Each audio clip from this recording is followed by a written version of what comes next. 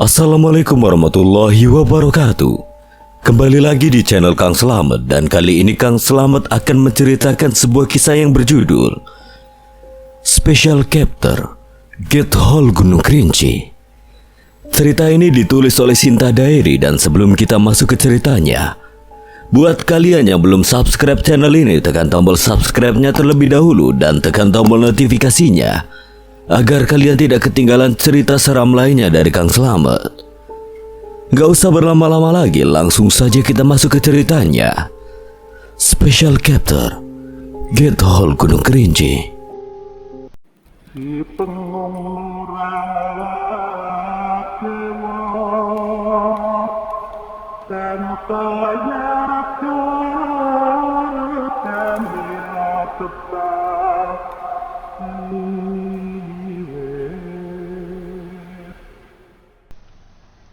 Dahulu kala, ratusan tahun yang lalu, di dalam Get Hole adalah dunia yang luas. Sebut saja alam kerinci. Alam kerinci adalah bagian kecil dari dunia gaib yang maha luas. Meskipun dibilang bagian kecil, alam kerinci adalah dunia yang luas. Pernah dihuni oleh 99 kerajaan gaib. Dari 99 kerajaan tersebut, salah satunya ditempati oleh keempat panglima kuat, yaitu Macan Pangjer, Macan Maung, Macan Enggon, dan Macan Liwung. Keempat panglima tersebut berasal dari kerajaan Abhyudaya, yang artinya kerajaan yang makmur. Kemakmuran kerajaan Abhyudaya membuat kerajaan lainnya iri. Seringkali kerajaan ini diserang, tetapi selalu digagalkan oleh keempat panglimanya yang melindungi kerajaan Abhyudaya. Suatu ketika, kerajaan Abhyudaya tidak bisa bertahan dari serangan gabungan dari beberapa kerajaan yang sebelumnya pernah gagal menyerang. Namun akhirnya, kerajaan Abhyudaya runtuh dan keempat panglima terpaksa melarikan diri dalam keadaan terluka parah. Saat itu, Raja Kayo yang masih muda secara kebetulan menemukan Get Hole dan masuk menjelajahi alam kerinci untuk menambah pengalamannya. Namun saat Raja Kayo memasuki Get Hole, di alam kerinci sedang dilanda perang yang maha dahsyat. Raja Kayo mengurungkan niatnya untuk melanjutkan menjelajahi alam kerinci. Raja Kayo berniat untuk kembali, tetapi secara kebetulan bertemu dengan keempat panglima tersebut dalam keadaan terluka parah. Raja Kayo merawat mereka hingga cukup membaik. Mereka berempat merasa berhutang budi dan mengabdikan diri mereka pada Raja Kayo. Karena alam kerinci sangat berbahaya, Raja Kayo segera meninggalkan tempat tersebut, diikuti oleh mereka. Beberapa puluh tahun kemudian, setelah mengikuti Raja Kayo, keempat panglima tersebut semakin bertambah kuat. Mereka mengikuti Raja Kayo menjelajahi dunia gaib yang tidak ada habisnya. Saat Raja Kayo dinobatkan menjadi raja, keempat panglima meminta izin untuk kembali ke alam kerinci. Mereka kembali ingin balas dendam. Namun alam kerinci juga sudah jauh berubah. Dari 99 kerajaan, hanya menyisakan 3 kerajaan besar yang disebut Kerajaan Jaladi, Kerajaan Janaloka, dan Kerajaan Jagaratara. Kerajaan Jaladi memiliki perairan yang luas. Kerajaan ini selalu berseteru dengan Kerajaan Jagaratara. Meskipun penghuni kerajaan Jaladi lemah dalam hal kekuatan, tetapi mereka tidak terkalahkan jika berada di perairan. Kerajaan Janaloka, kerajaan ini tersembunyi di dalam hutan yang lebat. Penghuni dari kerajaan ini kebanyakan adalah sosok buangan atau sisa-sisa dari berbagai kerajaan yang telah hancur. Kerajaan ini konon dipimpin oleh makhluk yang berasal dari dunia manusia. Kerajaan Jagaratara, kerajaan ini hampir menyatukan 99 kerajaan. Lebih tepatnya menguasai daripada menyatukan. Kerajaan ini juga dihuni oleh sosok yang sangat kuat. Tidak ada yang menandingi mereka di alam kerinci. Keempat panglima pelindung Raja Kayo hanya bisa mencari informasi. Mereka tidak tahu harus balas dendam pada siapa. Akhirnya mereka melupakan untuk balas dendam dan kembali di sisi Raja Kayo hingga akhir hayatnya. Selama ratusan tahun mereka tidak pernah kembali ke alam kerinci, dan terjadilah satu kejadian saat pusaka Raja Kayo dicuri. Enggon, Maung, dan Liwung akhirnya kembali ke tempat asal mereka untuk memenuhi tanggung jawabnya merebut pusaka Raja Kayo yang telah diambil. Saat itu Tori mengawali masuk gate hall. Dia tiba di satu dataran tinggi yang tandus. Kondisi di sana sangat buruk. Hujan deras membasahi wilayah tersebut. Air hujannya berwarna hitam seperti tinta dan mampu mengikis jiwa seseorang jika terlalu lama terkena air tersebut.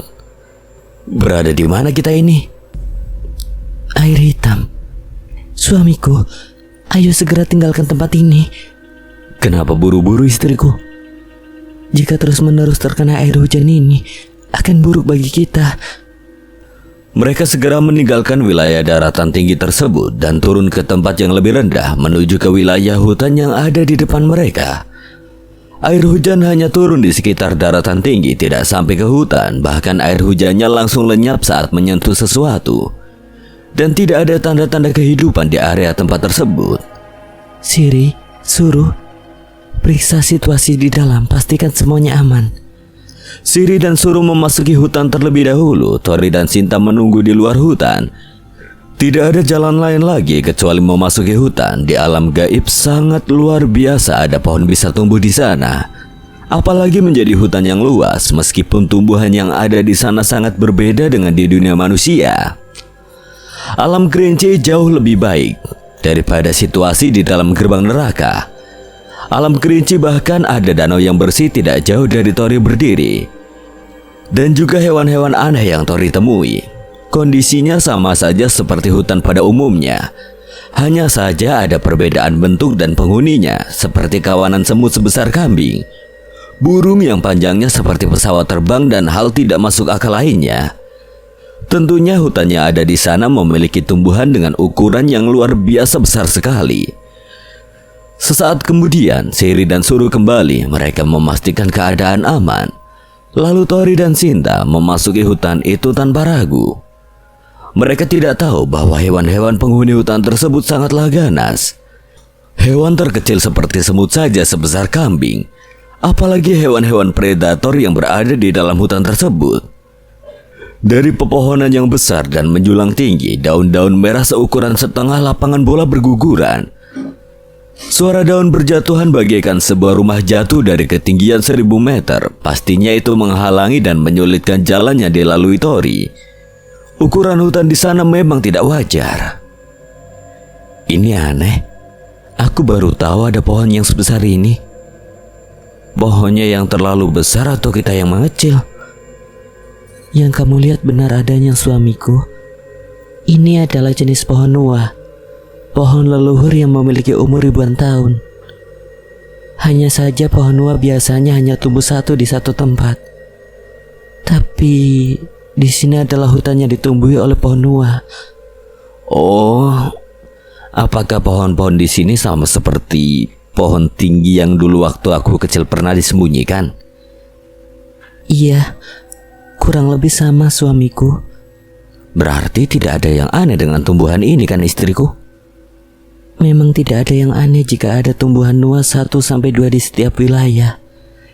Tapi jika ada banyak pohon nuah seperti ini, aku takut ada yang tidak beres di hutan ini. Baru saja dikatakan apa yang dikhawatirkan Sinta terjadi. Makhluk mana yang berani memasuki wilayah ini?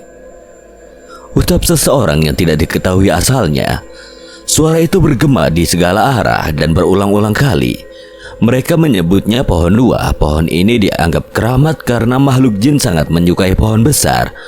Khususnya pohon-pohon keramat yang memiliki ukuran tidak wajar. Konon pohon nuah pernah tumbuh banyak di dunia manusia namun hilang ditelan oleh zaman. Meskipun masih ada beberapa tapi sangat jarang diketahui. Tidak aku sangka ada jiwa manusia di sini. Apa yang kalian lakukan di sini? Sosok itu akhirnya menampakkan diri. Wujudnya biasa saja seperti manusia pada umumnya, tetapi memiliki banyak kekurangan. Tidak memiliki rambut, telinga, wajahnya buruk dan sebagainya. Makhluk ini juga tidak terlalu begitu besar, kurang lebih 2 kali lipat dari Tori. Ini jalan satu-satunya yang bisa kami lalui. Kami berasal dari luar gate hall dan sedang mencari rekan kami yang lain. Pantas kalian tidak tahu bahwa ini adalah hutan larangan. Wilayah ini adalah milik kami penghuni Janaloka. Aku Gambi, salah satu tim pengintai di area ini. Sepertinya kalian tidak memiliki niat buruk. Ikutlah denganku. Akan aku tunjukkan jalan yang benar. Kenapa kami harus mempercayaimu? Terserah. Jika kalian ingin tersesat di sini, lakukan semau kalian saja. Tunggu, kau bilang penghuni Janaloka? Bolehkah kami bertemu pimpinan kalian? Suamiku, apa yang kau katakan? Tenanglah, aku rasa dia tidak memiliki niat buruk. Ikuti saja aku. Semakin kami berjalan jauh, pohon-pohon yang besar yang terlihat menjadi kecil seukuran pohon normal. Kenapa pohon-pohon ini menjadi mengecil? Bukan mengecil, apa yang kalian lihat sebelumnya itu adalah ilusi. Jika kalian tidak bertemu denganku, mungkin kalian akan terjebak selamanya. Ilusi yang dikatakan Gambi memang benar adanya, dan ilusi tersebut tercipta dari beberapa pohon nua yang tumbuh di hutan tersebut. Pohon nua memiliki kesadaran sendiri seperti makhluk lainnya. Setiap kali ada orang baru, pohon nua akan mempertahankan wilayahnya. Kemampuan pohon nua selain membuat ilusi juga bisa membingungkan target. Konon akar pohon nua disebut dengan akar mimang, yang hanya ada di daerah pegunungan saja. Banyak pendaki yang tersesat karena akar mimang ini, hingga frustasi yang akhirnya mengakhiri hidupnya. Bos, ada yang ingin bertemu denganmu. Suruh mereka masuk, Gambi. Masuklah, bos sudah menunggu di dalam. Siri, suruh, kalian tetap di luar. Tori dan Sinta memasuki gubuk tersebut dan mendapati seorang kakek-kakek sedang bermain catur dengan seorang pemuda.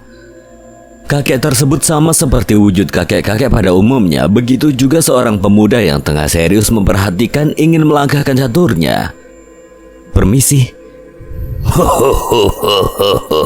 Silakan duduk di mana saja yang kalian ingin. Maaf, tempatnya kurang layak.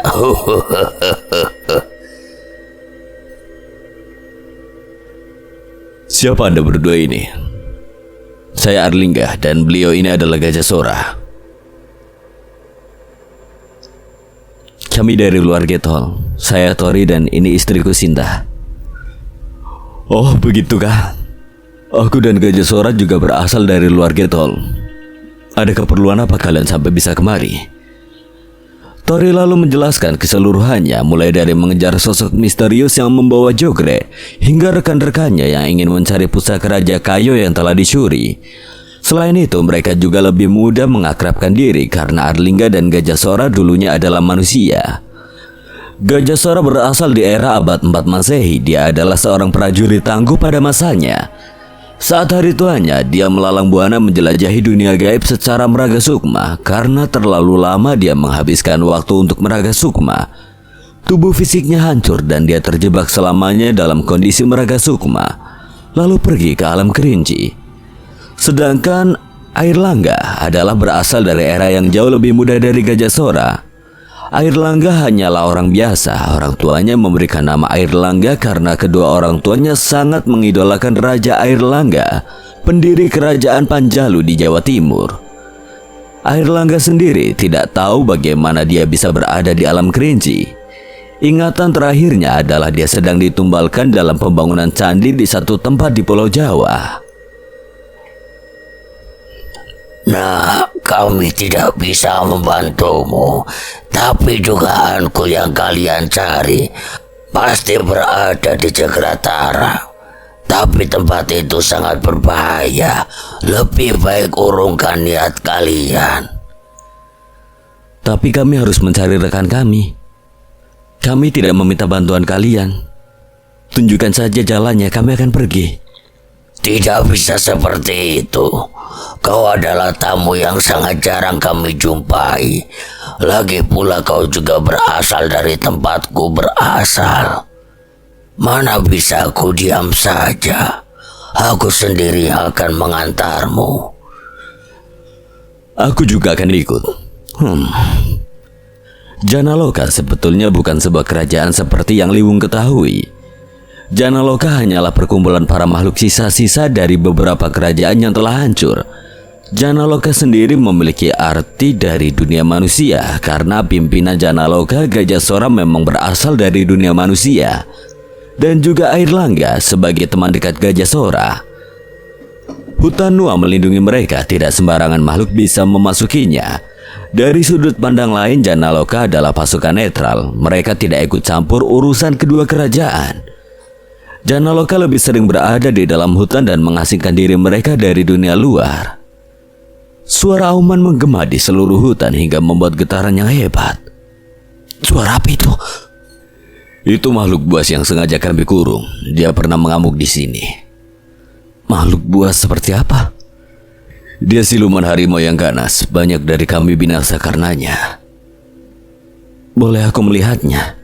Tunjukkan jalannya, Airlangga. Mereka menuju tempat sosok buas itu ditahan. Tori bukan hanya penasaran, tapi juga ada dugaan lain. Keluarkan aku dari sini, sialan. Dia makhluk buas itu. Dia sudah berada cukup lama di sini. Kami enggan melepasnya karena takut dia mengamuk lagi. Tua bangga sialan, lepaskan aku. Kau masih saja keras kepala. Tunggu. Apakah kau Macan Enggon? Bagaimana kau bisa tahu nama aku, manusia? Di tengah lebatnya hutan terdengar auman yang menggetarkan jiwa. Ternyata di sana ada sosok makhluk buas yang dikurung.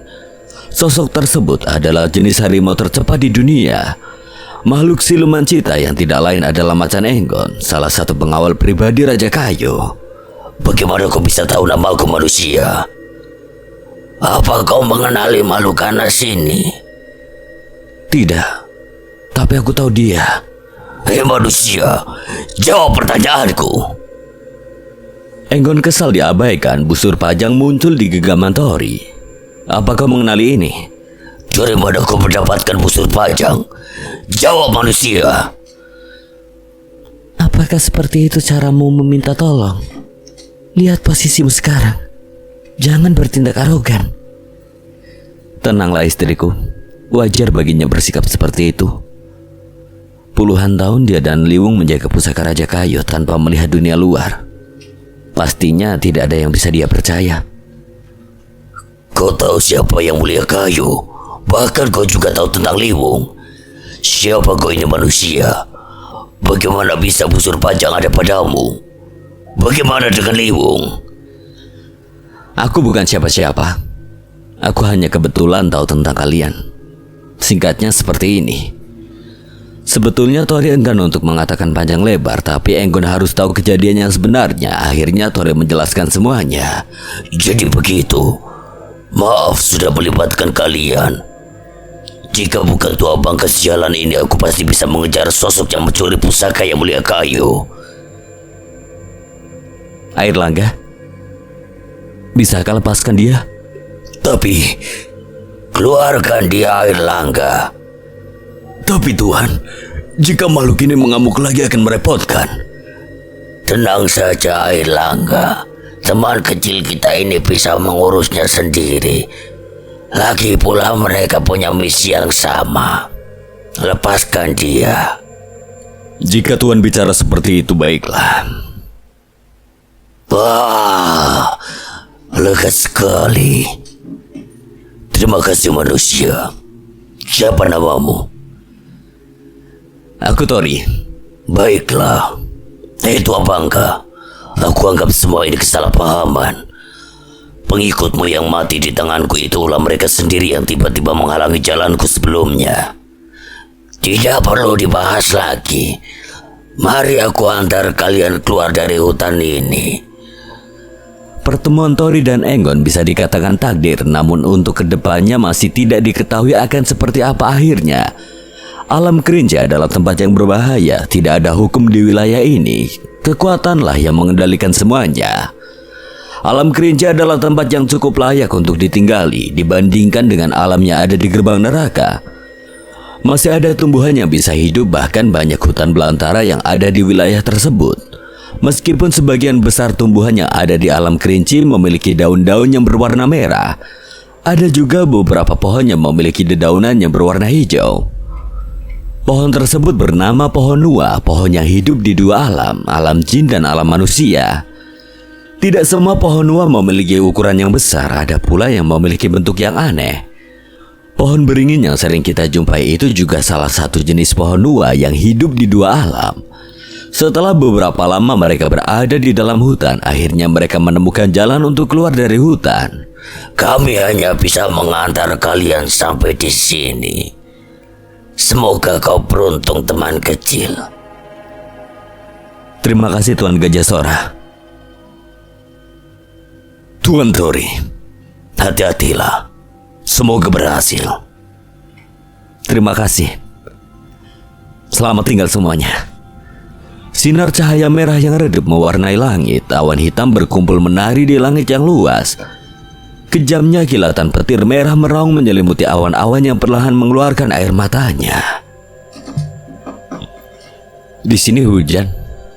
Apakah air hujan ini juga mengikis jiwa? Tidak, ini hanyalah hujan biasa. Sepertinya saat kalian masuk Gate Hall, kalian tiba di Bukit Mati, yang di sana air hujannya memang bisa mengikis jiwa. Tapi air hujan di sini berasal dari dunia manusia. Kenapa bisa begitu, Enggon? Bukankah antara manusia dan jin itu memiliki batasnya tersendiri? Ya benar. Itulah kenapa adanya Gate Hall yang menghubungkan antara kedua alam tersebut. Tetapi tempat yang paling banyak terhubung antara dua alam ini adalah langit, kedua lautan, kemudian daratan. Aku rasa aku mengerti apa yang kau maksud, Enggon. Jadi intinya dunia jin dan manusia itu sebenarnya terhubung.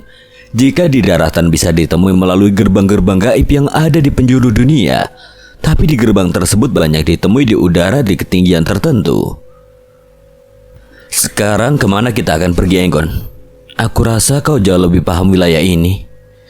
Untuk saat ini lebih baik mencari di mana Maung dan Liwung berada. Baiklah, kami akan mengikutimu. Tidak menunggu waktu lama untuk memutuskan, mereka pergi meninggalkan hutan. Mereka berlari di tengah hutan yang lebat. Air hujan membasahi Tori. Cukup aneh bagaimana bisa air hujan bisa mengenai Tori yang dalam keadaan meraga sukma. Tidak diketahui secara pasti bagaimana hal itu terjadi. Yang pasti dunia jin juga memiliki hukum alamnya sendiri. Mereka menelusuri jalur setapak yang terbentuk oleh alam. Samping kiri dan kanan mereka ada beberapa pepohonan yang tumbuh.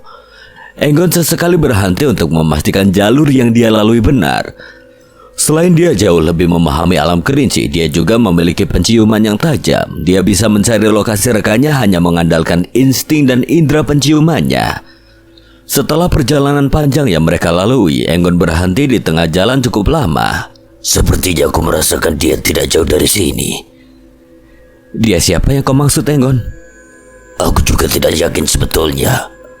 Lebih baik memastikan dahulu. Enggon kemudian beralih arah memasuki rimbun pepohonan di sisi kanannya. Mereka masih berada di sekitar hutan, tetapi bukan hutan luas seperti di wilayah Janaloka.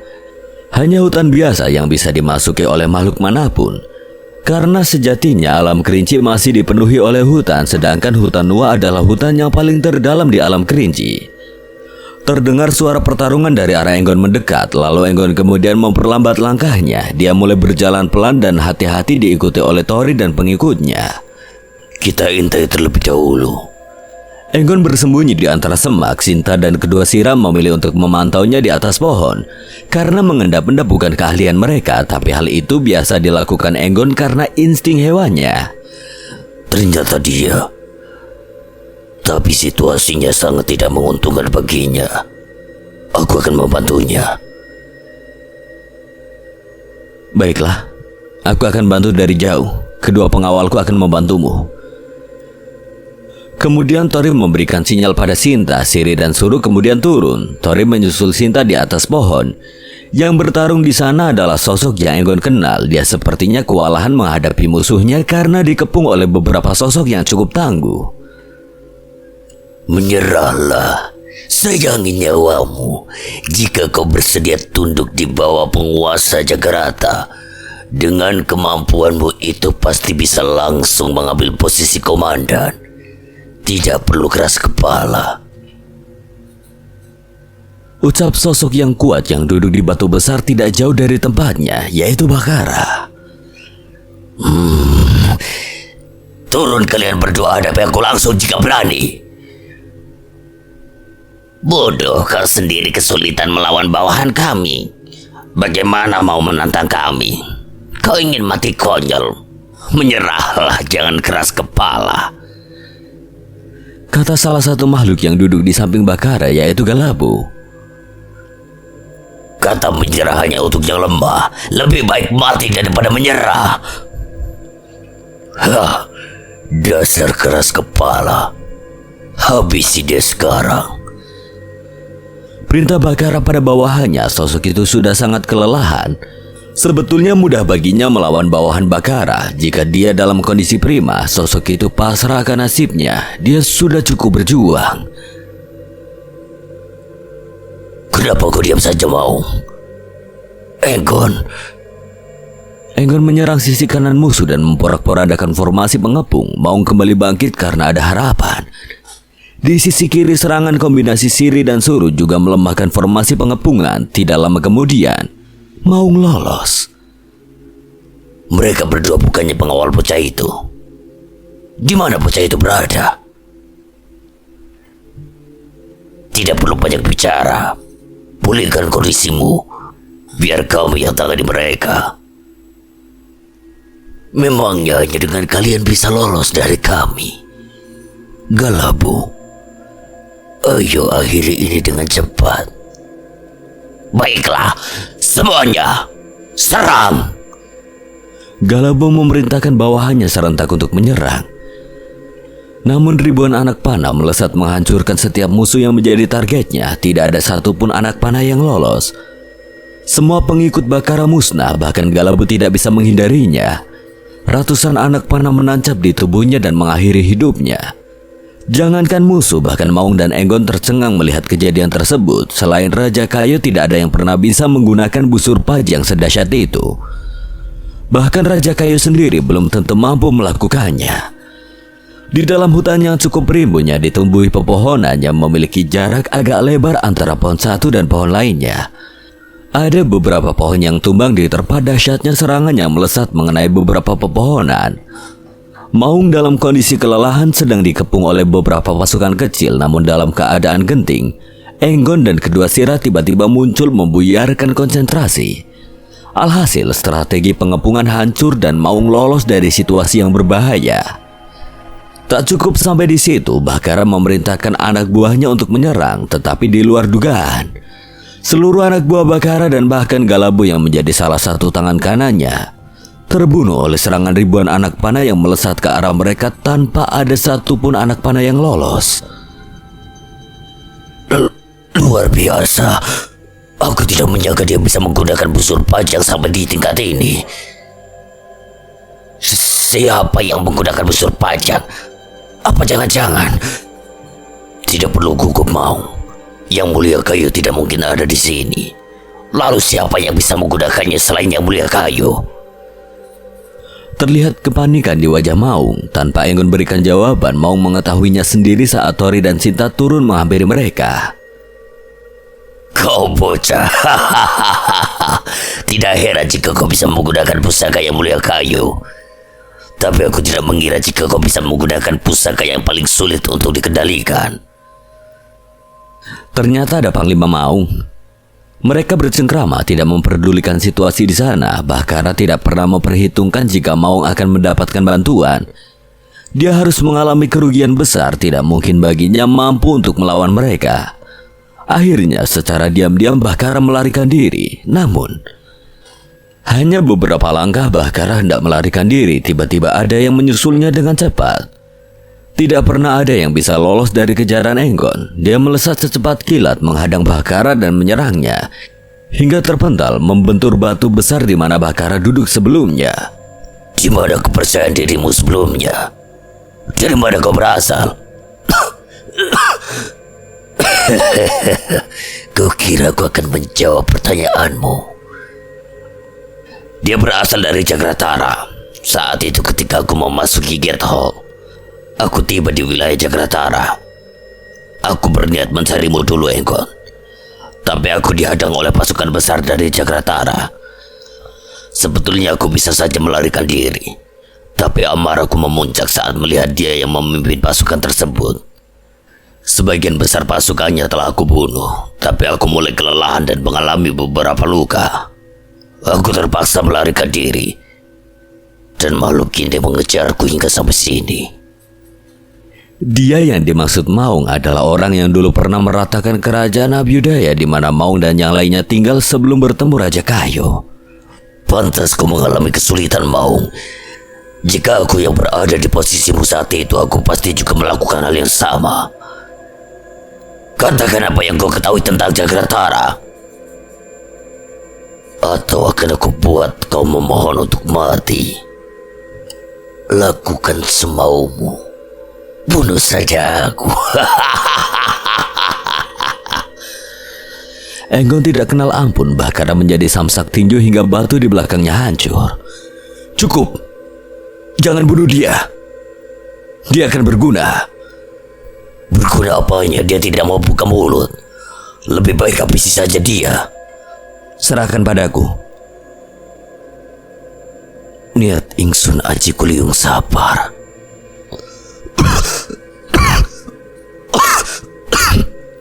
Apa ini? Tidak. Jangan. Hentikan. Apa yang kau lakukan? Sekarang dia dalam kendaliku. Dia sudah menjadi bonekaku. Oh, hebat. Kenapa tidak kau lakukan dari tadi? Tidak bisa. Makhluk setingkat dia tidak mudah dikendalikan. Aku sengaja menunggu dia dalam kondisi lemahnya. Siapa namamu?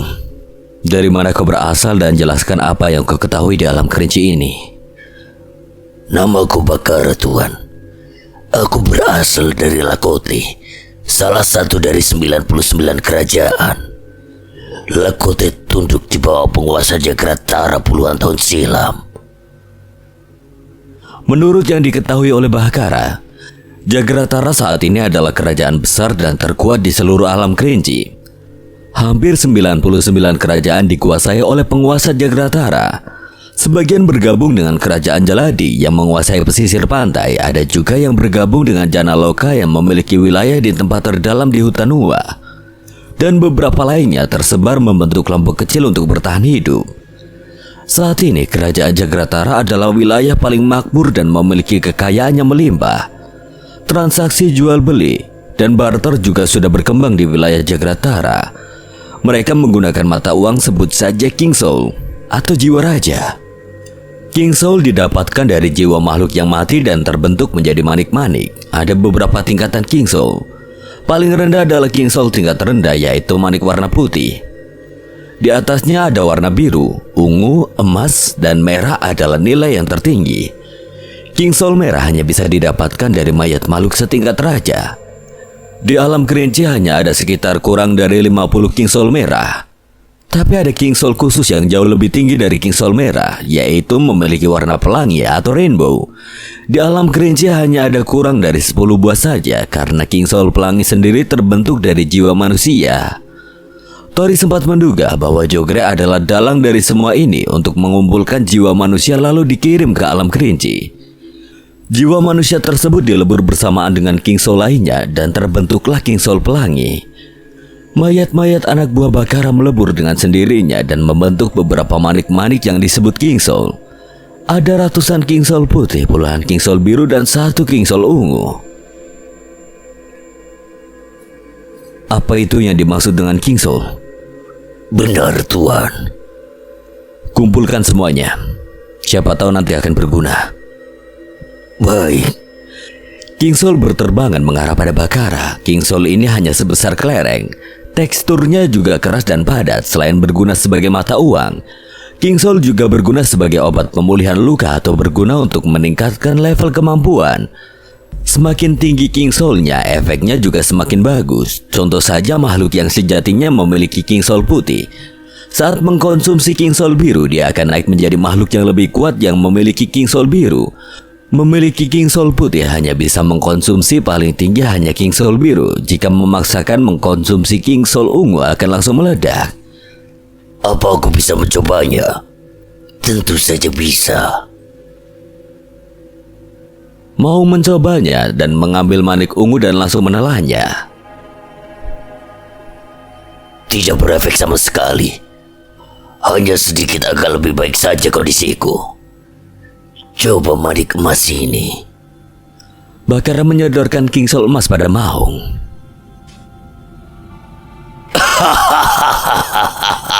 Luar biasa.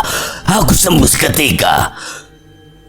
Hei, ada berapa manik emas yang kau miliki? Hanya tinggal 3 manik emas yang aku miliki, Tuan. Berikan padaku. Ini, Tuan. Enggon, bawalah untuk keadaan darurat. Tidak, kau simpan saja untuk pengawalmu. Aku akan mencarinya sendiri. Kini aku sudah tahu cara mendapatkannya. Baiklah jika begitu. Kemana kita selanjutnya? Kita cari Liwung terlebih dahulu. Tapi aku tidak bisa merasakan kehadirannya. Kemungkinan dia sangat jauh dari sini. Bagaimana jika mampir dulu ke Jagarata beberapa hari lagi? Akan ada pelelangan besar. Mungkin kalian tertarik. Katakan, pelelangan seperti apa yang kau maksud? Akan ada pelelangan besar.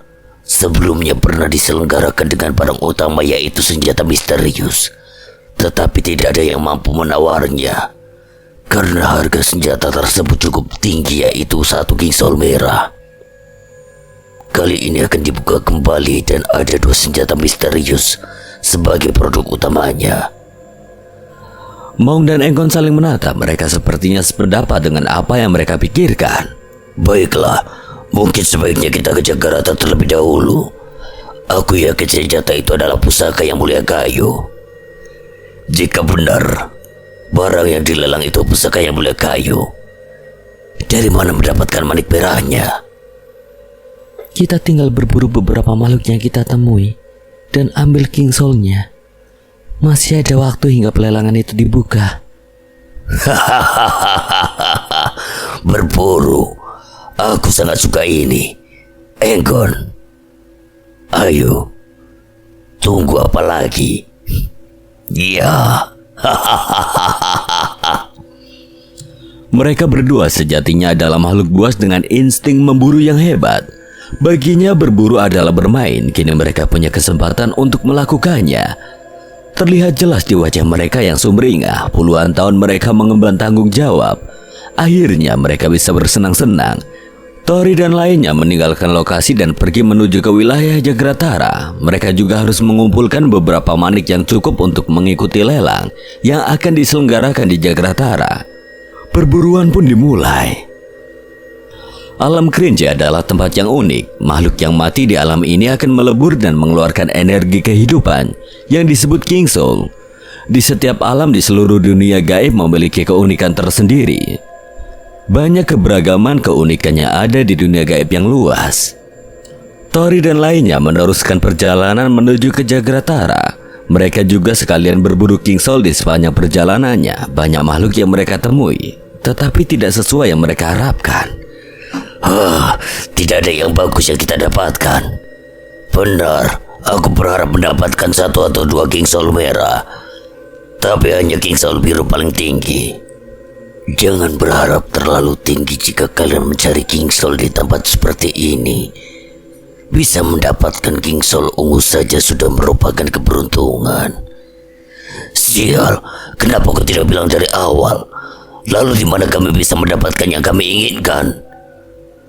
Awas kau jika berani mempermainkan kami. Saya tidak akan berani mempermainkan kalian. Hidupku ada di tangan Tuan Tori. Bagus jika kau tidak mengkhianati kami. Lalu di mana kami bisa berburu King Soul yang lebih tinggi di lainnya? Ada beberapa tempat larangan di alam Kerinci. Untuk ke sana tidaklah mudah. Setidaknya butuh 10 orang setingkat jenderal atau jiwa emas untuk bisa memenuhi syarat masuk ke tempat larangan tersebut. Jadi, tepatnya ada 3 tempat larangan di alam kerinci. Dari 3 tempat larangan tersebut dikelola oleh 3 penguasa. Tidak sembarangan bisa memasuki tempat terlarang tersebut jika tidak memiliki izin. Tempat terlarang pertama adalah hutan pohon Nuwa yang ada di wilayah Janaloka. Tempat larangan kedua adalah Samudra Seribu Badai yang berada di wilayah Jaladi. Samudra Seribu Badai adalah tempat yang jauh lebih berbahaya daripada hutan pohon Nuwa. Di dalam samudra tersebut ada banyak makhluk kuat seperti ratu duyung, naga air, dan jenis makhluk laut lainnya yang sudah bermutasi menjadi sosok siluman yang mengerikan. Tempat larangan ketiga adalah pegunungan Nadi Iblis yang berada di wilayah Jagratara. Dari semua tempat terlarang, pegunungan Nadi Iblis adalah tempat favorit bagi beberapa makhluk untuk mencari King Soul atau mengasah kemampuannya. Selain memiliki banyak ekosistem di dalamnya dan beberapa makhluk yang kuat, pegunungan Nadi Iblis memiliki 7 tingkat wilayah. Semakin tinggi tingkatnya akan semakin berlimpah hasilnya. Namun tingkat bahaya juga akan semakin tinggi. Bahkara masih memiliki kecerdasannya. Meskipun dalam kendali ajian Liung Sabar, dia tidak akan bisa mengkhianati Tori bagaimanapun caranya. Siapapun yang terkena ajian Liung Sabar akan tunduk sampai ajalnya tiba. Bahkara termasuk makhluk setingkat jenderal dan memiliki King Soul emas. Jika tidak dalam kondisi lemah saat itu, Tori tidak mungkin bisa mengendalikannya dengan Liung Sabar. Ada tempat seperti itu di alam kerinci ini. Cukup menarik. Bagaimana kami bisa memasuki pegunungan Nadi Iblis? mudah Tuan. Pertama kita datang dulu ke Jagratara. Kita memiliki izin masuk ke pegunungan Nadi Iblis dengan membayar masing-masing 1 King Soul ungu. Kau bilang butuh 10 orang, apa bisanya dengan semua yang ada di sini? Benar, selain membayar dengan King Soul, butuh tim 10 orang setingkat jenderal untuk memenuhi syarat bisa memasukinya. Seandainya Jaga dan lainnya ada di sini sudah cukup untuk memenuhi syarat. Tuan tidak perlu khawatir. Aku cukup terkenal di wilayah Jagratara. Mencari beberapa orang untuk ikut ke dalam tim kita tidaklah mudah. Hanya saja aku tahu di peringkat apa kalian ini. Setidaknya dia mau adalah di peringkat jiwa emas. Kalau aku apa peringkatnya? Mana aku tahu. Setelah kita sampai di Jagratara, di sana ada tempat untuk mengecek di tingkat mana jiwamu itu. Jiwa makhluk di alam kerinci juga memiliki beberapa bagian seperti halnya King Soul. Hanya saja jiwa tersebut memiliki tingkatan. Contoh saja, ada jiwa putih peringkat 1-9, lalu jiwa biru peringkat 1-8, jiwa ungu peringkat 1-7, jiwa emas peringkat 1-5, dan jiwa merah peringkat 1-3. Sejauh ini hanya ada kurang dari 5 jiwa merah peringkat 3 di seluruh alam kerinci. Salah satunya adalah penguasa Jagratara yang memiliki jiwa merah peringkat 3. Tak terasa mereka sudah keluar dari hutan. Di depan mereka terlihat ada pemukiman seperti pasar tradisional pada umumnya. Tidak jauh dari mereka berdiri. Pemukiman tersebut sudah masuk wilayah Jagratara di bagian luar. Dan banyak pemukiman lainnya yang berada di wilayah luar Jagratara. Pemukiman tersebut tentunya dilindungi oleh beberapa tokoh berpengaruh di Jagratara. Apakah dengan wujudku seperti ini tidak masalah? Sudah jelas akan menimbulkan banyak masalah, tuanku. Jika penghuni Jagratara mengetahui Anda manusia, Anda pasti akan diburu. Apakah ada solusinya? Jika sampai terjadi sesuatu dengan suamiku, aku jamin kau pasti akan menderita. Aku juga tidak mungkin membiarkan Tuan Tori celaka. Jika Tuan Tori celaka, begitu juga denganku. Tapi aku punya solusinya. Jelaskan. Aku bisa membantu merubah penampilan Tuan. Tapi dari bentuk keseluruhan itu ada dalam pikiran Anda sendiri. Cobalah pikirkan satu bentuk yang kiranya nyaman bagi Tuan selain bentuk manusia. Baiklah, sudah aku pikirkan. Selanjutnya bagaimana? Tunggu sebentar, Tuan. Bakara seperti mengucapkan sebuah mantra. Kedua tangannya mengeluarkan asap putih yang menyelimuti seluruh tubuh Tori. Dan tiba-tiba cahaya menyilaukan menutupi pandangan. Tori seperti menggunakan zirah emas dengan ukiran naga di kedua lengannya. Seluruh tubuh Tori dipenuhi sisik emas dan kepalanya memiliki 2 tanduk seperti memakai mahkota. Sungguh penampilan yang luar biasa, Tuan. Cukup bagus, nak.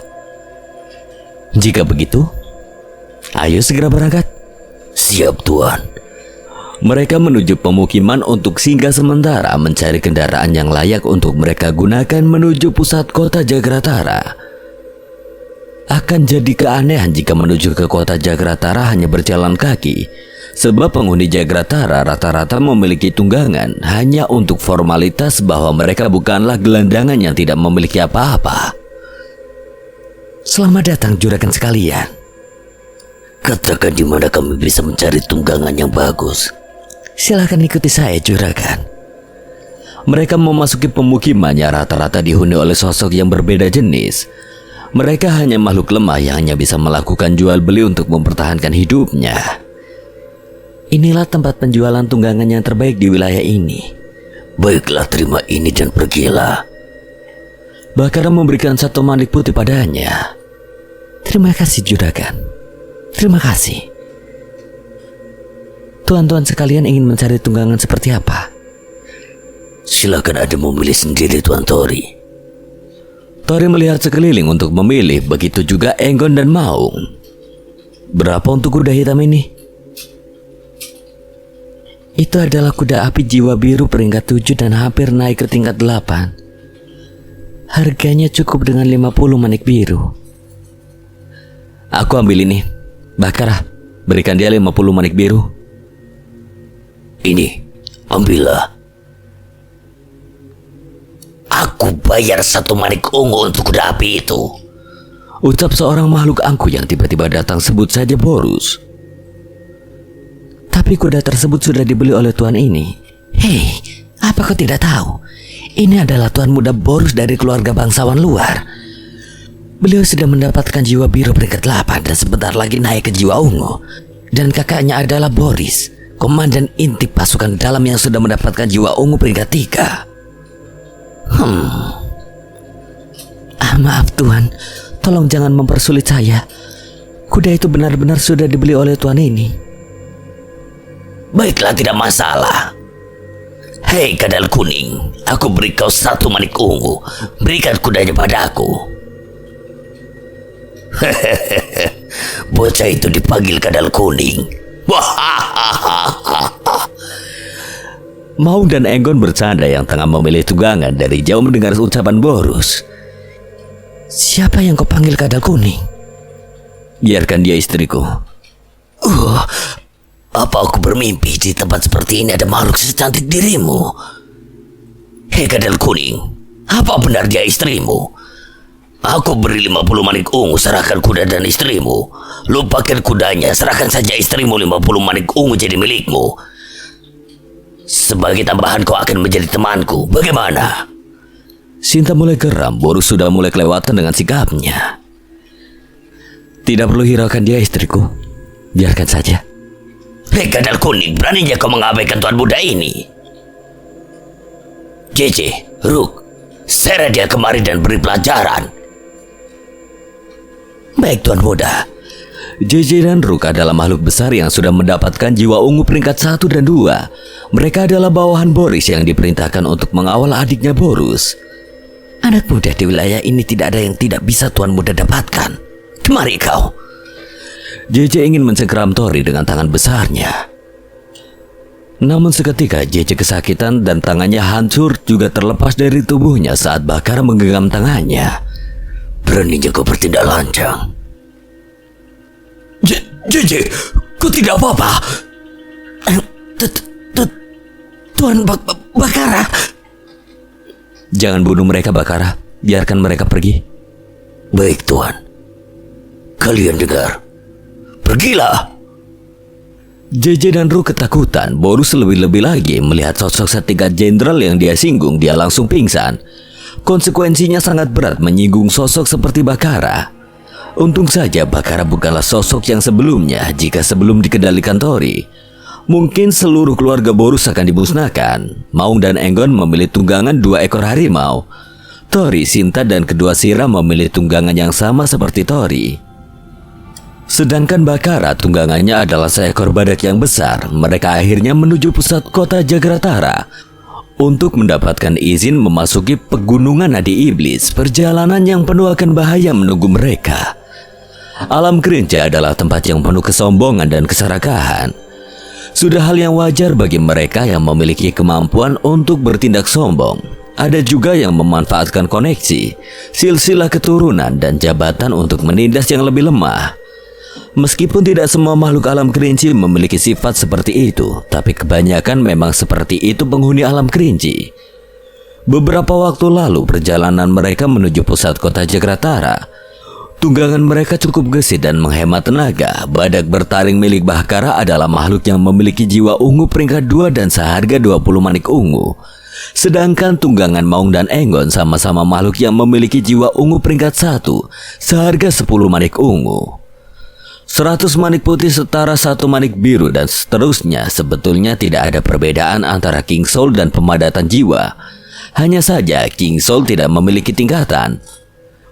Berbeda dengan pemadatan jiwa yang memiliki beberapa tingkat.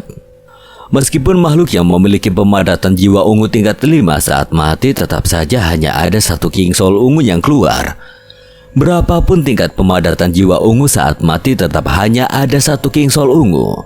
Berlaku untuk semua jenis warna pemadatan jiwa. Berbaris, jangan saling berebut! Teriak salah seorang penjaga gerbang kota Jagratara. Hiruk pikuk suasana di depan gerbang kota sangat ramai para makhluk. Berbagai bentuk dan jenis sedang berbaris ingin memasuki kota. Ini gerbang kota Jagratara. Tempat yang bagus. Maung dan Enggon terkesima melihat kemegahan bagian luar kota Jagratara. Mereka berdua bagaikan orang desa yang baru tiba di kota besar. Mari langsung menuju gerbang. Tidak perlu ikut berbaris seperti mereka. Aku punya kewenangan di sini, Tuan. Jadi tidak perlu repot-repot terus mengantri. Hei, berhenti! Dilarang membawa tunggangan masuk ke kota. Dan berbarislah! Ucap penjaga gerbang menghalangi mereka. Bakara langsung turun dari badak bertaring dan menghampiri penjaga gerbang tersebut. Mau apa kau? Jangan buat keributan di sini! Hanya dengan jentikan jari Bakara, penjaga gerbang tersebut terlempar hingga membentur dinding gerbang. Siapa yang berani membuat masalah di sini? Komandan, mereka yang mau mengacau. Kurang ajar. Mikir, siapa yang berani membuat kekacauan? Ucap sosok yang kuat yang memiliki pemadatan jiwa ungu tingkat 6.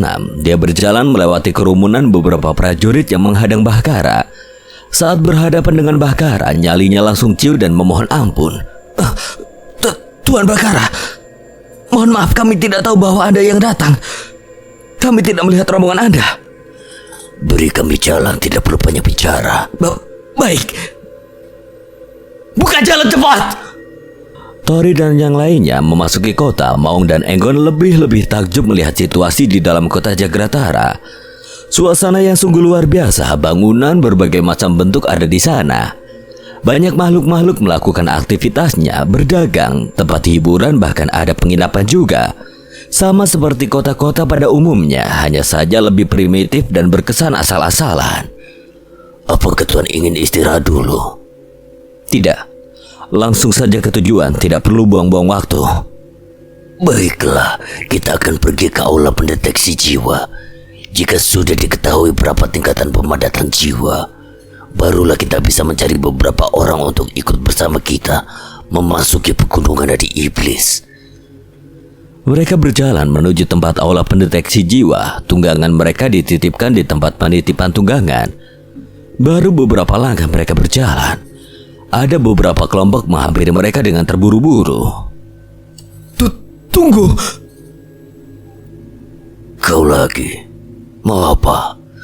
Maaf Tuan Bakara, aku mewakili seluruh keluargaku untuk meminta maaf atas kelancangan adikku sebelumnya.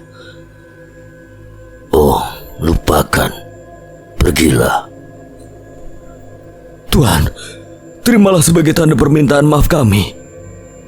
Ini adalah harta yang kami miliki. Boris menyodorkan kotak besar berisi beberapa kingsol. Siapa pemimpinmu?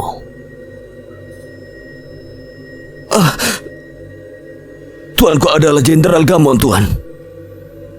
Gamon. Pergilah sampaikan pada Gamon untuk menemuiku segera di aula pendeteksi jiwa. Baik, Tuan. Terima kasih sudah memaafkan kami.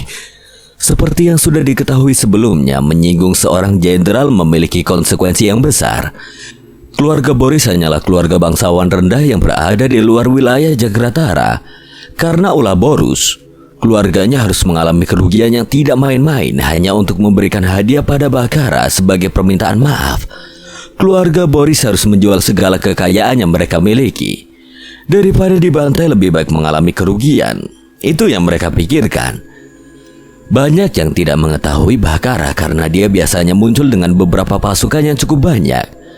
Pasukannya sendiri memiliki simbol yang mudah dikenali kebanyakan orang. Sebagian pasukan Bakara sedang melakukan ekspedisi di wilayah lain. Tadinya Bakara ikut dalam ekspedisi tersebut, tapi tanpa diduga bertemu Maung yang mengamuk saat Maung melarikan diri. Bakara diperintahkan mengejarnya hanya dengan beberapa pasukan kecil. Tentunya makhluk yang mampu memberikan perintah pada Bakara adalah sosok yang jauh lebih kuat dari Bakara, dan pastinya sosok setingkat raja. Aku tidak menyangka ada cukup banyak kingsol di sini. Bakara membuka kotak yang diberikan Boris. Ada ratusan kingsol ungu, 9 kingsol emas, dan 1 kingsol merah. Mereka pasti habis-habisan untuk memperoleh kingsol merah ini. Kenapa begitu, Bakara? Di sini yang memiliki kingsol merah tidaklah banyak. Bahkan aku sendiri hanya memiliki 2 dan tidak pernah aku bawa saat melakukan perjalanan keluar. Berarti di sini ada jasa tempat penyimpanan. Benar, Tuan. Sekarang hartaku juga menjadi harta Tuan. Jika Tuan membutuhkan, akan aku segera ambilkan. Untuk saat ini belum, Bakara. Mereka akhirnya sampai di aula pendeteksi jiwa. Sangat banyak makhluk yang ada di sana untuk mengetahui peringkat mereka. Jiwa biru tingkat 8. Selanjutnya. Sial, padahal sedikit lagi ungu. Jiwa ungu peringkat 4. Selanjutnya. Akhirnya aku naik 1 tingkat. Suasana ramai para makhluk yang sedang mengetes perkembangan mereka melalui batu besar berwarna bening seperti kaca. Setiap makhluk yang ingin mengetahui pemadatan jiwanya, mereka hanya perlu menyentuh batu tersebut. Lalu batunya akan menyala sesuai warna jiwa yang didapatkan. Batu tersebut dinamakan batu jiwa. Selanjutnya. Aku penasaran, biarkan aku mencobanya. Silakan letakkan tanganmu dan alirkan energimu ke dalam batu jiwa. Begini. Jiwa emas peringkat 4. Bagus sekali, kawan. Selanjutnya. Gila, emas peringkat 4. Dia pasti dari kalangan istana. Kamu tidak tahu mereka itu bersama Tuan Bakara. Oh, pantas. Bakara, apa dia pengikutmu? Bukan, mereka adalah pengikut Tuan Mudaku. Tuan Muda, siapa yang kau maksud, Bakara? Makhluk naga emas itu adalah Tuan Muda dari tempatku berasal. Oh, ucap Resi sambil memperhatikan Tori. Wah, jiwa emas peringkat puncak. Benar-benar gila. Emas peringkat 5. Selangkah lagi naik peringkat merah. Jenderal mana dia? Aku belum pernah melihatnya. Aku harus berteman dengannya. Kenapa kau jauh lebih tinggi? Sialan. Selanjutnya. Istriku. Coba kau duluan. Apa yang dilakukan wanita itu? Iya, dia tampak lemah. Helah, paling juga peringkat biru. Bisa jadi malah peringkat putih. Jiwa emas peringkat 4. Selanjutnya. Mustahil. Wanita lemah itu memiliki jiwa emas. Untungnya aku tidak provokasi dia. Siri memiliki jiwa emas peringkat 3 dan Suru juga memiliki jiwa emas peringkat 3. Suamiku, jangan terlalu banyak mengeluarkan energi spiritualmu. Takutnya nanti menjadi masalah. Tenang saja istriku, aku tahu. Ini aku tunggu. Apakah Tuan Buddhamu akan mengejutkan aku? Jiwa putih peringkat 1. Hei, pergilah, di sini bukan tempatmu. Memalukan sekali. Cemoohan mereka pada Tori mulai ramai. Tori hanya mampu menampilkan jiwa putih peringkat 1. Jiwa putih peringkat tertinggi saja disebut tidak berguna dan sampah, apalagi hanya jiwa putih peringkat 1. Tuan, salurkan energi Anda ke dalam batu jiwanya. Baiklah, karena dia pemula silakan ulangi lagi. Suruh turun dia, benar. Sampah tetap saja sampah. Ya, mau diulang berapa kali tetap sama saja. Aku harap kali ini tidak memalukan. Tunggu, lihat, peringkatnya mulai naik. Putih peringkat 1, peringkat 2, peringkat 3, biru peringkat 1, 2, 3. Woi, ini pasti bercanda. Kenapa peringkatnya naik terus? Setidaknya aku yakin dia jiwa ungu. Ungu peringkat 1, peringkat 2, dan masih terus naik. Makhluk macam apa dia? Tidak mungkin sampai jiwa emas. Ya, paling ungu tingkat 4. Emas peringkat 1, peringkat 2, peringkat 3, 4 jiwa emas. Gila, itu masih terus naik. Mampus aku mencemooh dia sebelumnya. Ayo terus naik. Pujian untuk Tori terus terdengar. Tokoh kuat di ruang aula pendeteksi mulai memperhatikan Tori. Mulai banyak sosok yang mendekat, penasaran ingin melihat dari dekat. Jiwa emas peringkat 5. Luar biasa. Jiwa emas peringkat 5. Selanjutnya, Resi langsung mengumumkan hasilnya tanpa tahu bahwa Tori masih belum selesai melakukannya. Cahaya merah melambung menembus aula pendeteksi. Seluruh makhluk yang ada di aula sontak terkejut tak terkecuali Resi. Bahkan cahaya merah bisa terlihat di luar aula yang membuat kembar kota Jagratara. Jiwa merah peringkat 1. Apa masih naik? Benar-benar gila, siapa makhluk itu? Aku akan segera pulang. Aku harus minta maaf. Aku juga. Beberapa makhluk yang sebelumnya mencemooh Tori segera meninggalkan lokasi mereka. Mereka harus menyiapkan satu hadiah sebagai ungkapan permintaan maaf. Resi, kau lihat pencapaian Tuan Mudaku. Resi hanya diam 1000 bahasa selama dia menjadi pengurus aula pendeteksi. Hanya sedikit yang mampu mencapai pemadatan jiwa emas, dan tidak pernah ada yang mampu memadatkan jiwa merah selama Resi menjadi pengurus aula. Di tempat yang jauh di dalam istana Jagratara, cahaya merah yang melambung tinggi menarik perhatian sosok makhluk yang sangat kuat. Hampir 1000 tahun tidak pernah ada yang bisa mendapatkan jiwa merah. Akhirnya muncul juga.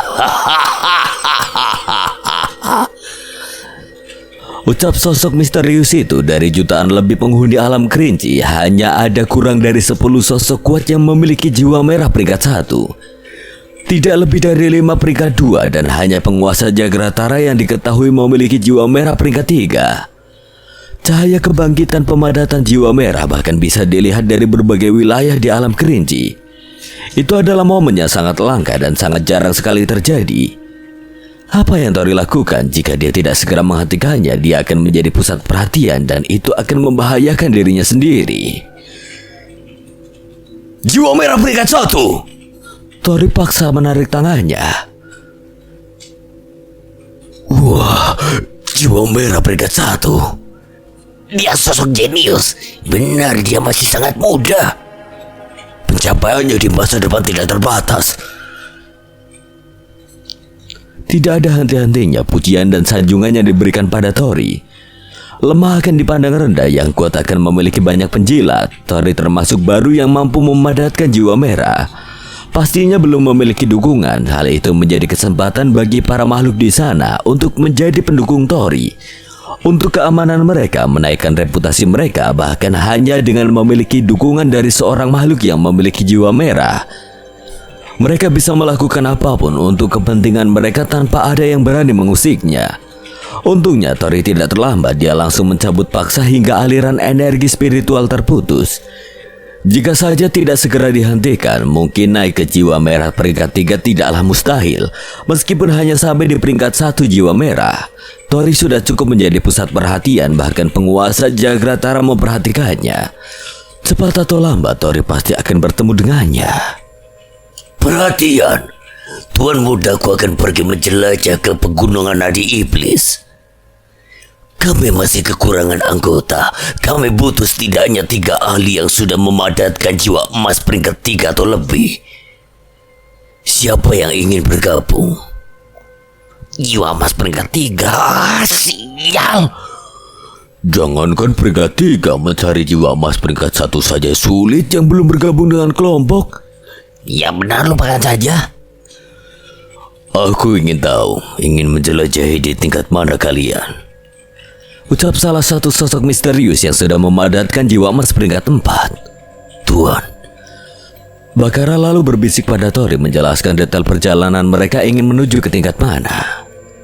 Tidak penting mau menjelajah ke tingkat mana, ingin ikut silakan. baiklah aku bergabung. Dia sosok yang misterius yang memiliki jiwa emas peringkat 4. Benar, sebelum rombongan Tuan Bakara datang, dialah yang jadi pusat perhatian. Siapa selanjutnya? Aku bersedia bayar 3 manik ungu, izinkan aku ikut. Oh, apa kau tuli? Mereka butuh peringkat 3, kau mau jadi beban? Setidaknya berikan penawaran yang pantas. Aku berani bayar 5 manik ungu, tolong bawa aku. Ucap sosok besar yang juga memiliki jiwa emas peringkat 2. Seseorang datang sambil membuka pintu aula dengan paksa. Hah, kalian berdua miskin. Mundurlah. Izinkan tuan muda ini ikut. Semua biaya masuk aku yang bayar. Wah, dia dari klan Zenoid. Jangan bersaing dengannya. Kenapa dia ada di sini? Menjebalkan. Siapa dia, Bakara? Dia adalah tuan muda dari klan Zenoid. Bangsawan kaya dan juga belum bergabung dengan Jagratara. Mereka dulunya memiliki kerajaannya sendiri yang disebut Kerajaan Zeno. Leluhur mereka ada yang memiliki jiwa merah peringkat 1. Jadi reputasi mereka tidaklah rendah. Lama tidak berjumpa, Bakara. Inikah sosok yang baru saja memadatkan jiwa merah? Perkenalkan, aku Enoy dari klan Zenoid. Baiklah, kau boleh ikut. Oh, siapa makhluk indah ini? Izinkan saya mengetahui namamu. Nyalah, Beraninya kau bersikap angkuh pada tuan muda kami. kedua sirah langsung menghunduskan senjatanya pada pengawal. Bergerak sedikit saja, kepalamu akan lepas dari tubuhmu. Sial, wanita ini memiliki pengawal yang tangguh. Dia sudah mempermalukan aku. Lihat saja nanti. Cukup. Maaf, ini hanya salah paham. Aku minta maaf, Nona. Hei Bakara, masih ada 1 slot lagi bukan? Bagaimana jika memasukkan orangku? Dia sudah mendapatkan jiwa emas peringkat 4, pasti akan sangat membantumu. Maaf, aku hampir lupa. 1 slot akan diisi oleh temanku. Benarkah? Sayang sekali, ngomong-ngomong temanmu siapa, Bakara? Gamon. Oh, Jenderal Gamon. Bukannya dia baru memadatkan jiwa emas peringkat 3? Memangnya kenapa? Ada masalah? Tentu saja tidak. Baiklah, kapan kalian akan berangkat? 2 hari dari sekarang. Baiklah, aku akan menyiapkan segala sesuatunya. 2 hari lagi kita bertemu di pintu gerbang pegunungan Nadi Iblis. Tuan, Anda harus hati-hati dengannya. Aku juga tidak suka dengan sikapnya. Kalian tenang saja. Jika dia bermasalah, kita tindak saja nanti. Tori tidak tahu jika klan Zenith adalah kumpulan makhluk yang licik. Mereka akan menggunakan segala cara untuk mendapatkan sesuatu yang mereka inginkan. Tori sudah terlanjur menyetujui Enoy bergabung. Yang akan terjadi biarlah terjadi. Satu hari sebelum keberangkatan, Gamon akhirnya menemui Bakara. Bakara, kita bertemu lagi. Apakah benar-benar ingin pergi ke pegunungan adik iblis? Sial, aku kira kau tidak akan datang. Tentu saja akan datang. Panen yang lalu cukup banyak, pastinya aku akan ikut lagi. Gamon berasal dari klan Barba, sebuah klan dari pedalaman Jagratara. Klan Barba sebelumnya adalah klan bandit gunung sebelum ditaklukkan oleh penguasa Jagratara. 2 hari sudah berlalu, akhirnya mereka berangkat menuju gerbang pegunungan Adi Iblis. Enoy sudah menunggu dengan beberapa kelompok yang dia bawa. Kenapa kau membawa banyak sekali orang? Oh, mereka, tenang saja. Mereka memiliki kelompok sendiri. Kebetulan saja mereka bertemu denganku dan kami di sini bersama. Baiklah, ayo segera berangkat. Tunggu dulu mengenai pembagian hasilnya. Karena biaya masuk aku yang menanggungnya, aku minta bagian 40%-nya. Bagaimana? Kau... Kita bayar sendiri-sendiri biaya masuknya. Untuk hasilnya ditentukan sesuai kontribusinya. Ayo, jangan buang-buang waktu lagi. Ena tidak bisa berkata apa-apa lagi. Dia tidak mungkin berani menyinggung Tori di tempat yang begitu banyak mata yang memandang. Berbaris yang benar, 1 manik ungu untuk setiap 1 kepala. Hei, apa maksudmu? Aku memiliki 2 kepala harus membayar 2 manik ungu. Tidak mau membayar, minggirlah. Kau meremehkan aku, ah? Kurang ajar. Alih-alih ingin mengancam penjaga gerbang dan ingin memukulnya dengan senjata berat, sosok berkepala 2 itu tiba-tiba terpental hanya dengan sekali serangan. Tidak main-main, penjaga gerbang adalah sosok yang sudah mendapatkan jiwa emas peringkat 5. Selangkah lagi naik ke peringkat merah. Yang tidak tertib akan kami singkirkan. Peraturan 1 kepala 1 manik ungu. Cepat, selanjutnya. Gila, aku baru tahu dia sekuat itu. Bodoh, tanggung jawab dia besar. Sudah pasti dia itu kuat. Ya, benar. Tiba giliran Tori dan rombongannya. Akhirnya mereka memasuki pegunungan Adi Iblis. Banyak manfaat di dalamnya, tetapi juga banyak bahaya yang tidak bisa dibayangkan. Mereka hanya mencari sumber daya yang cukup untuk berpartisipasi dalam lelang yang sebentar lagi akan diadakan. Tim 10 orang telah dibentuk dan perjalanan akhirnya dimulai.